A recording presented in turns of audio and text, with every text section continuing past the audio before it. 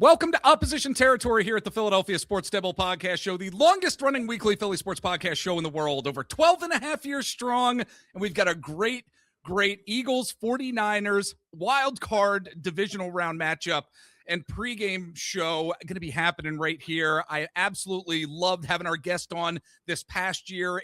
It's great to have him back from Fansided. He is the Niner Noise editor, again, over at Fansided. Peter Panacy, thank you so much for joining us, my friend. Great to see you. Good to be back, Jeff. How are things? Things are all right. Look, we're going to dive into it here, but, a lot of us Eagles fans have some pessimism coming into this matchup, mainly because the Eagles' offense is just not and has not been clicking on all cylinders like it did last year when a lot of the same talent is there. A lot of us fans have been frustrated. And a lot of us fans are going into this matchup not taking anything for granted and thinking to ourselves, well, there is a very good chance, a very, very good chance that the San Francisco 49ers may win here. And it wouldn't shock, I think, a lot of folks in Eagles Nation. But that being said, to really set, I think, the tone for our discussion here, because, yes, the Eagles have the number 3 seed here in the NFC. Niners have the number 6 seed. And and I don't know if this is a marketing thing, Peter, but this is a showdown between two teams that have been NFC champions, or I'm sorry, an NFC champion. Yeah, they've been NFC champions over the past 3 seasons. And it feels like this is like a rivalry. And maybe it's a marketing thing. Like I said, I think a lot of sports media wants to make this like a really important rivalry in the NFL. And I'm not sure if we're necessarily there yet, but there's definitely that sense of, I think, bitterness in a way that surrounds these two teams and perhaps the fan bases as well. So I'm wondering, again, to get us started here, what kind of game based on this, quote, rivalry, do you think we're really going to see this Sunday? Yeah, it's interesting you point out the rivalry aspect of it. Part of me thought that it kind of dissipated last offseason. Right. Deebo Samuel was traded to Washington. I'm like, well, that'll be fun for Eagles fans. We'll see how that goes. Right. There definitely is a lot of mutual respect. I know Nick Sirianni has spoken highly of Kyle Shanahan. Vic Fangio, of course, spent a lot of time in the Bay Area under Jim Harbaugh during the previous Niners glory years of the early 2010s. It's going to be one of these kind of these matchups where seeding doesn't really matter. Right. So I think both fans can see that. I mean, Eagles fans can look at the NFC West and be like, my God, look at all the teams that have double-digit wins there, and then there's Arizona. Right. And the fact that going into week 18, the Niners were in contention for the number 1 seed, and now you're the 6th seed. So like seeding almost doesn't matter. The rivalry is there just because it's recent. But as far as, to your point, the historical rivalry going back for both Niners and Eagles fans, it's, Dallas number 1. And then followed by, other teams, especially for San Francisco, like the Packers, Seahawks, things like that. But I think this is getting heated up. I think it's getting heated up here, over these past few years. And you remember, the Dom DeSandro, Dre Greenlaw incident from, a couple of years ago. And you're just like, okay, that's there. And then all of a sudden, okay, these teams are meeting in the playoffs again. And, Jonathan Gannon driving by before the NFC Championship game a few years ago saying, yeah, we're going to, knock these guys out. And then the 49ers responding in the regular season the next year with a blowout. So you have the makings of what could be, that next great chapter of a rivalry. Right. Whether or not it takes off like that, yes, but the fact these two teams are meeting again in another critical juncture at least sets the table for it. Absolutely. And I think as we reflect on this past season, Peter, I have to say that the San Francisco 49ers, I mean, with a slew of injuries throughout this season, yet again, just like they faced in 2024, it's pretty astonishing that they're even in the playoffs, in my opinion, because I think it speaks to the team's resiliency. I think it speaks to the team's coaching, the overall leadership direction that the 49ers have been in now for many years.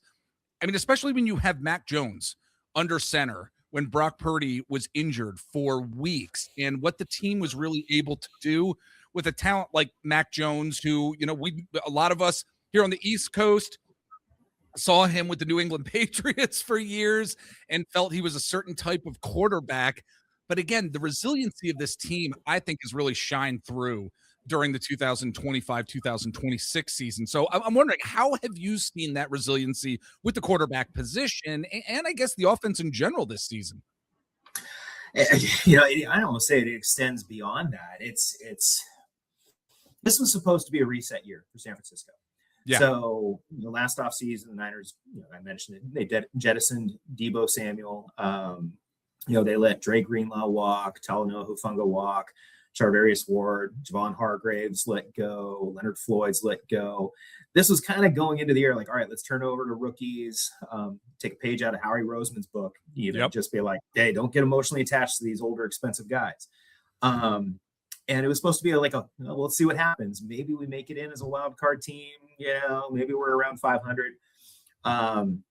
But then, the injuries start to pile up. You mentioned Brock Purdy being 8 games. Brandon Ayuk hasn't taken a single snap. He's pretty much off the team. Next year, he'll be gone. Ricky Pearsall, a first-round pick from a year ago, has been in and out of the lineup. George Kittle was on IR. Christian McCaffrey's been healthy all season, which is interesting. But then the defense loses Nick Bosa to a torn ACL in week 3. Fred Warner into an ankle or a foot that goes sideways on the field in week 6. If you would have told me this would have been a team competing for the number 1 seed in the last week of the regular season, if you would have told me that back August, I would have laughed at you. Right. Kyle Juszczyk said the same thing, saying like, we would have thought you were crazy for the con. Narrowing this down back to Jones and the offense, you saw what it, because all of a sudden everybody's saying, well, is Brock Purdy really the guy if Mac Jones can have this type of success? If you watch the games close enough, Brock Purdy can do things that Mac Jones can't do, especially extending plays with his legs, being a little bit more mobile in the pocket. You saw that, what was it? The game against the Bears, the Sunday night football game, or was it Monday night? Where he's doing like a Mahomes, like it was Sunday night because Chris Collinsworth. Chris Collinsworth was like, if Mahomes was doing that, we'd be going crazy. Right. Crazy. Brock Purdy's not. I mean, Mac Jones isn't going to do any of that. Right. But either way, the fact that you were able to get Mac Jones to perform such a high level, and good for Jones. He's going to cash in and be a starter somewhere soon. Yeah. A la Sam Darnold, who kind of went through the same thing with the 49ers earlier. Yeah. But this would have to be the most resilient I've seen. And it's a massive credit to Kyle Shanahan. It's a massive credit to Rallo. The 49ers defense isn't the strong suit, but you look at the cast of characters there and you're like, I don't know how you're getting anything out of this bunch, and you're getting something. And it's also credit to a lot of the players who stepped up, like Mac Jones. Where was it that in week 3 or week 4 Thursday night game against the Rams, where it's Mac Jones throwing to Kendrick Bourne, who was signed off the street a couple weeks before. Right. Kendrick Bourne puts up 142 yards. It's like, this isn't supposed to happen. Right. But it did. So, either way you cut it, regardless of the outcome, it's a special season for San Francisco. Yeah, if they lose this Sunday and it's like, okay, that was it. Expectations, here's where you finished. Absolutely. Right? So, I mean, it kind of seems like everything's gravy here at the moment. It really does. So, Peter, before we get to break, on our Opposition Territory podcast, we like to talk about the biggest strengths and the biggest weaknesses of teams that are going to be facing the Philadelphia Eagles. So let's dive into this right now. What has been the biggest strength of the San Francisco 49ers as we're heading into this wild card matchup? What's been that biggest strength this season? Well, you're going to look at week 18 and think I'm crazy when the Niners scored 3 points. But before that, the 3 weeks prior, the Niners were averaging, I think, 42 points a game. Yeah. The offense was yes. Yeah. And guys are still in and out of the lineup. It's not as if they were at full strength completely. So the offense has been at strength Brock Purdy was playing really well. I still felt that he played well enough against Seattle. It's just didn't really get a lot of help. The ground game was non-existent. Seattle, credit, that's an elite defense, period. Yep. So the offense is a distinct advantage for the 49ers, but on the flip side, that defense is permeable. The run defense in particular is extremely permeable. The safeties are questionable, so you can look at Philly's offense and think, well, San Francisco defensively could be, a get right opportunity for Jalen Hurts, Saquon Barkley. I mean, I was joking with our Fansided Eagles writer, and I was saying, all Saquon Barkley has to do is just give him the ball, and he could walk through the Niners defense for 20 yards without getting I don't know about that. Yeah, and then that was the response, and I was just like, okay. Again, the pessimism I think both sides have for this matchup is really, really quite entertaining. Yeah. I just wrote an article about this that's going to go out tomorrow, though, and if there's one clear-cut advantage that nobody seems to be talking about, the Niners have, I think since week 11, I saw this, like the number 2 ranked special teams. Oh, whereas I think the Eagles are ranked 24th. Yeah, and the reason reason for years the Niners have always had either average at best, but usually bad special teams. But if you have a game that's just kind of lolling around and nothing really happens on it, that key special teams play can be the difference. Flashback to, I think it was January of 2022, the Niners and the Packers in the snow at Lambeau Field in the divisional round. Low scoring game. Yeah. Looks freezing cold. Blocked punt way back in Packers territory. Talanoa Hufanga picks it up, scores a touchdown, ties the game. A Robbie Gould field goal wins it. And that's like, super, like it was like 10, like 13-10, the final. So like that could be the deciding X factor in this one, where you have just one special teams play, a big return, a muffed punt, something like that happens that just totally tilts the course of the game. And the Niners this year, especially over the second half, have largely been on the right side of those. Eagles Nation, if you're listening to this, those out there, we know special teams. If you're top 5 special teams make plays in some way, shape, or form and really do determine the outcome of games, with the Niners being the number 2 at this particular point in time in the NFL. It's something for us to certainly keep our eyes on for sure. So let's flip the coin here, Peter. What is the biggest weakness on this Niners team? I think I know what you're going to say, but what's the biggest weakness as we're heading into this wild card matchup? It'll be twofold. It'll be one, the run defense has been terrible. I was going to, yes. Yeah.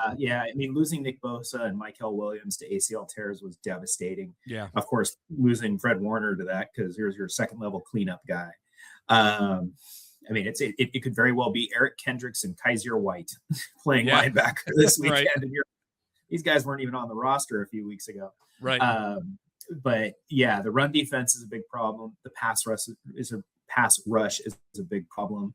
The Niners finished like woefully low on sacks, and sacks aren't everything. I don't want to come in here and just be a stat guy. Pressures can be important. Disrupting the pocket and the timing can be important. And, there's some guys who can do that. I know Bryce Huff is familiar to a lot of Eagles fans, wasn't a defensive fit under Fangio, right? Has a home under Saleh in that 4-3 under base.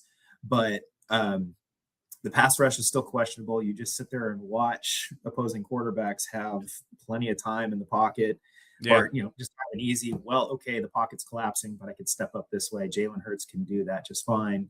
Run defense, pass rush. You want to find some Niner liabilities? There you go. That's it. All right, folks, we're talking to Peter Panacy from Fansided. He's the editor over there at Niner Noise. Fantastic content they're always putting up. Peter, before we go to break, let everybody know where they can find you on the interwebs if they want to follow you and read your material. Yeah, absolutely. So you head over to ninernoise.com. It's literally just as it sounds, ninernoise.com. At SF Niner Noise on Twitter, X, Facebook, that sort of thing. We've got the Niner Noise podcast as well.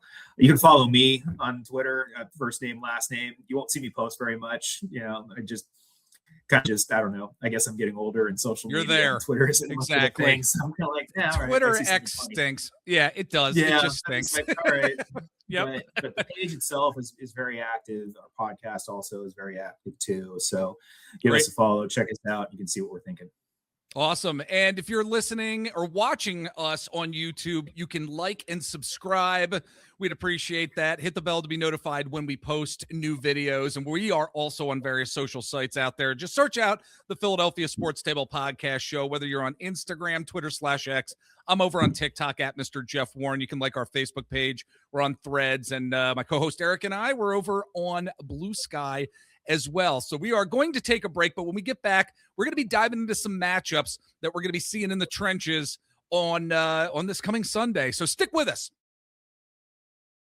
All right, we are back with our good friend Peter Panacy from Niner Noise over at Fansided. And as we're looking at these matchups here, Peter, I want to talk about and move to the Eagles defense here, because Vic Fangio said this past week that he's expecting Nakobe Dean to play.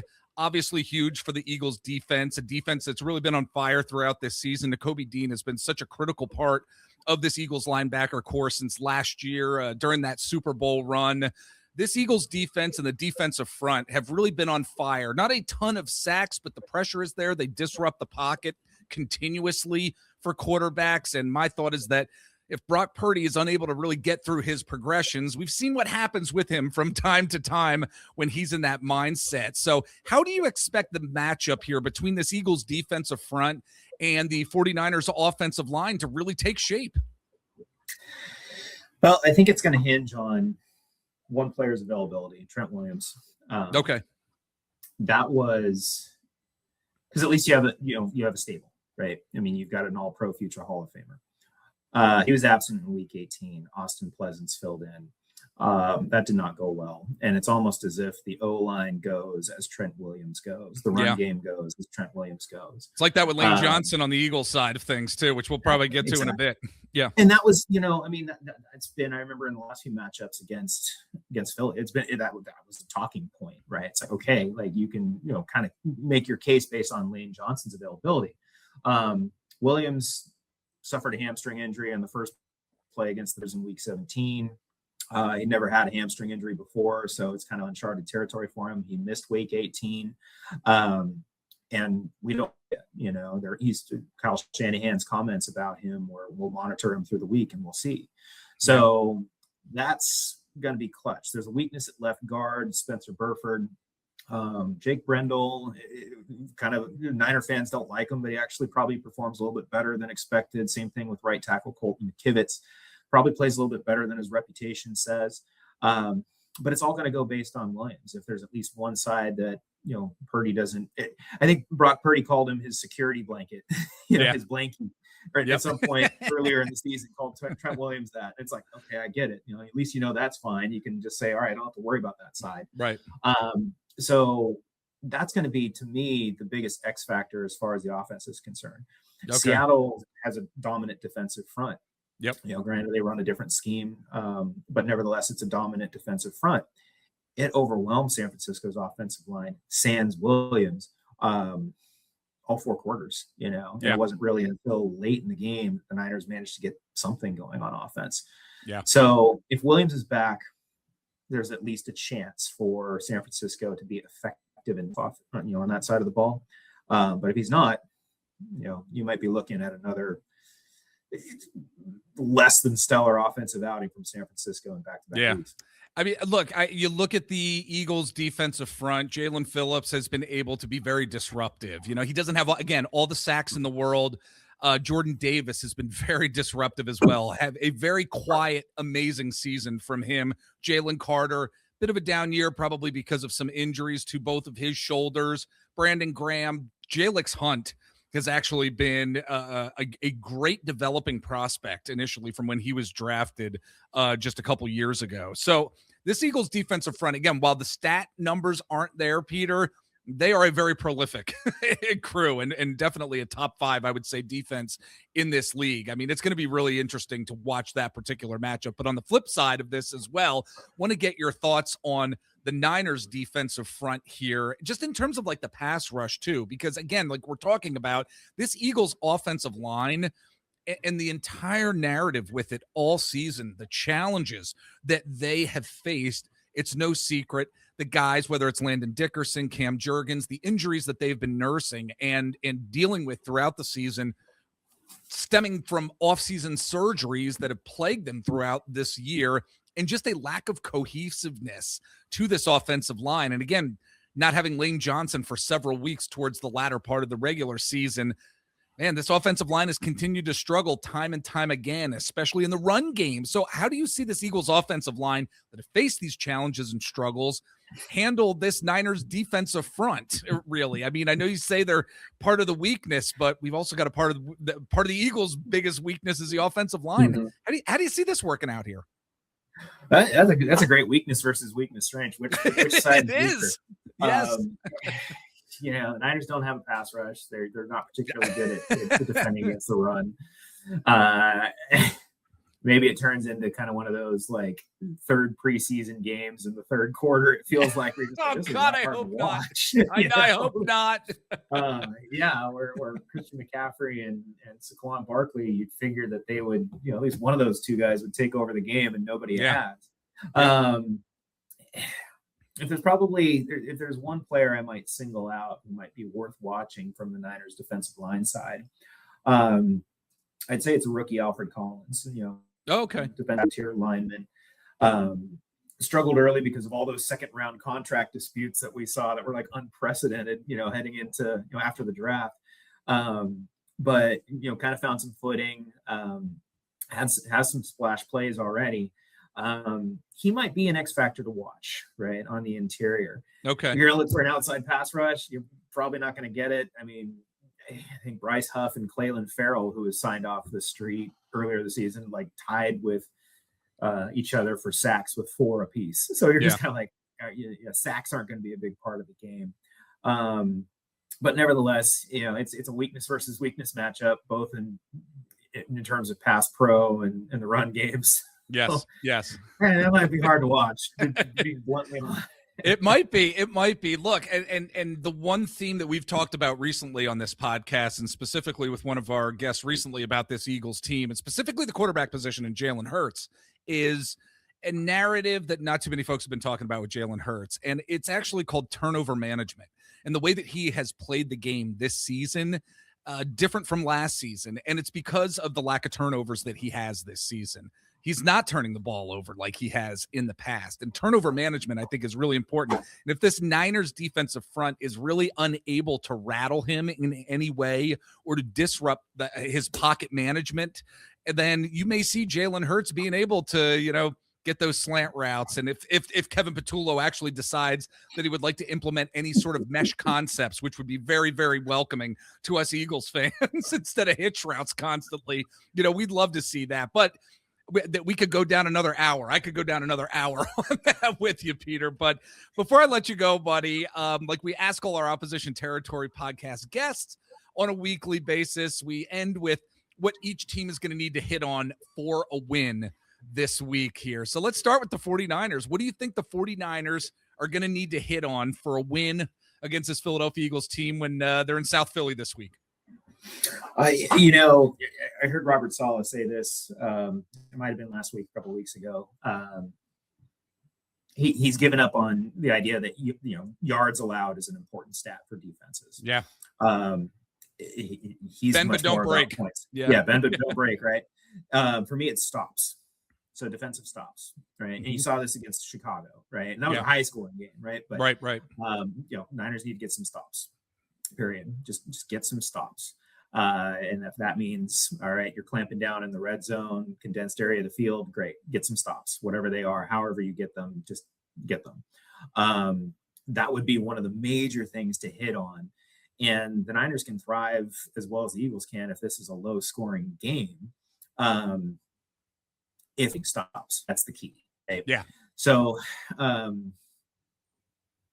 say the cliche things, turnovers, penalties, things that are kind of understood, but stops is probably number one. All right. Well, on the flip side, what's the one thing that you think the Eagles are going to need to hit on for a win this week?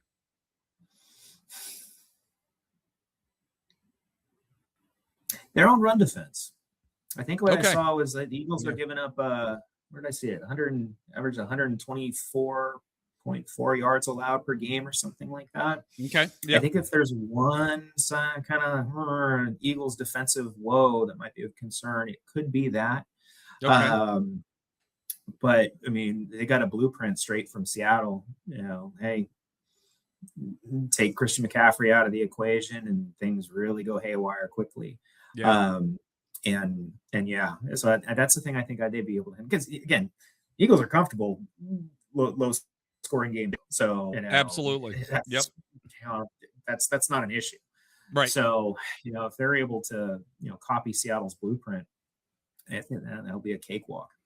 All right. Well, it is going to be a fascinating matchup, in my opinion, and I think everybody's looking forward to seeing what is going to happen, because there are strengths on both sides of these teams and weaknesses as well. It was great talking to you, Peter. Again, folks, Peter Panacy from Fansided. Head on over to NinerNoise.com. Great content about this San Francisco 49ers team, and great podcasts. And I'd love to have you on the show again at some point, my friend. Seriously, come back, join us, and we'll get into more NFL talk, okay? Absolutely, Jeff. More than happy to.